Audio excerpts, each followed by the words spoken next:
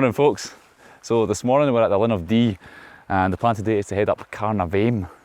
This one's 1,037 metres. That's quite a tall hill usually, but I think the car park must be quite high here because I think the total ascent today is only 600 something metres, so we've not actually got too far to go up. It's a good distance, so I think it's about a 14-mile walk today, so it should take us a few hours, but I think the Glen Lui is supposed to be really beautiful and we've got a few things to see along here, so it should be quite nice. From the forests of the Linn of Dee, a path snakes its way up Glen Lui to the point where Glen Derry and Glen Lui meet. It continues west, skirting around the steep slopes of Carn before branching off into another path that leads to the twin summits of mhaim. The trees at the Linn of Dee are a remnant of the ancient Caledonian forests that once covered much of Scotland. It's filled with some beautiful examples of Scots pine. From the car park, it's not long until you reach a boardwalk across a small marshy area. Following the path at the other side, you turn left to join the main track up Glen Lui. You soon meet up with your guide for much of the day, the River Lui water.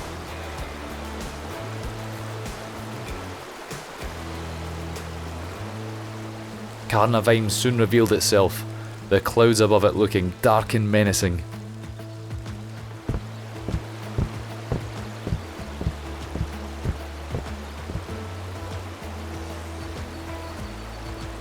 After an hour or so of walking, we reached Bob Scott's bothy, Mark III, named after Bob Scott, the head keeper on the Mar Lodge estate in the 1960s and 70s. The original bothy was located across the other side of Lui Water. In 1986, it burned to the ground in circumstances unknown. The Mark II bothy was relocated to the current position, but in 2003, the Mark II bothy went up in smoke as well. Bob Scott's bothy Mark III opened in 2005, I'm happy to say has not yet burned to the ground. Good job everyone. The bothy is equipped with a stove and plenty of space for sleeping mats. Absolute heaven if you're out walking in the winter and needed somewhere cosy to hide away. A quick scribble in the book and it was time to head on. A short walk later and you'll bump into Derry Lodge, an old Victorian era shooting lodge that now lies abandoned. We headed a touch further north and found a bridge across the river. A pretty modern looking piece of engineering. Hopefully it won't be washed away anytime soon, like so many other bridges have this summer. Straight across the bridge and off the other end, foot first into the bogs. It just isn't a hill walk in Scotland without at least one bog trying to suck the boots off you. So this is just past Derry Lodge. The sun seems to keep coming and going. There's been a few quite big squalls coming through. We got a little bit wet. We're just currently negotiating the marshy part of this walk. The path's quite undefined at times, so it's a little bit of a route finding to try and find your way through this bog. And we're heading over to get this nice little path just over here, which should hopefully take us to the foot of Carn, and then we'll head up the mountain itself. Glen Lui was beautiful, filled with stunning plants, trees and animals. I also had a rare encounter with what I believe was a baby adder, the first snake I've ever come across in Scotland. Closing in on the mountain, we made our way through some narrow paths in the forest in search of a way to cross the fast-flowing river. The first crossing point we found was impassable due to the high water level, so we continued north, looking for a small bridge I noticed on the map the night before. I'm glad I found it because the river was ferocious, having been fed by the last few weeks of rain. It would have been a quick journey back to the car, getting tossed about in the rapids, but it wasn't home time yet. I still had the hill to climb. Just as I started the ascent, the weather turned nasty. Real nasty. The fast winds made it difficult to stand upright, while the rain and hail made it feel like I was walking into a sandblaster. Hi there folks, this is almost at the summit. We've got Carn over there.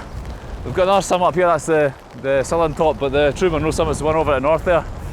Behind us we've got a hill called But and Join, which translates to Devil's Penis, which is probably the most interestingly named hill I've seen. I don't know why it's called that, but I'm sure there's a good story behind it. The weather's been pretty grim, to be honest. This is the first little gap we've got in the showers for a while, but it's been constant squalls of rain and really heavy rain at that. So we're just going to get on up here tap the top and get back down before the next squall comes in, hopefully. I'll see you all soon. A short while later, and a little bit wetter, I made it to the summit of Carn, where I was rewarded for my suffering. The cloud lingering over the higher summits of Ben Macdui and Cairn gave the place a real ominous feel.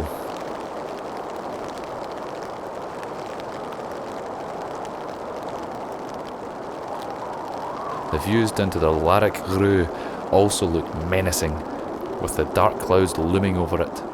The weather window that had opened was soon slammed shut again, as the next round of hail started rolling in to give me a beating. It was time to head home. Well, that's us almost back down at the bottom of Glen Lui now, back to the Linn of Dee. It's been a very changeable day today. You can see Carn over there behind me. But when we were up there earlier on, it was just absolutely crazy. There's hailstones, rain. Now look at the weather, absolute glorious sunshine. You just can't make it up. So we're heading back to Carn now. I hope we're going to make it back home because we had some car issues on the way up here. The car was struggling to get up to Glen Lui for some reason. If you see this video, it means I've made it back alive.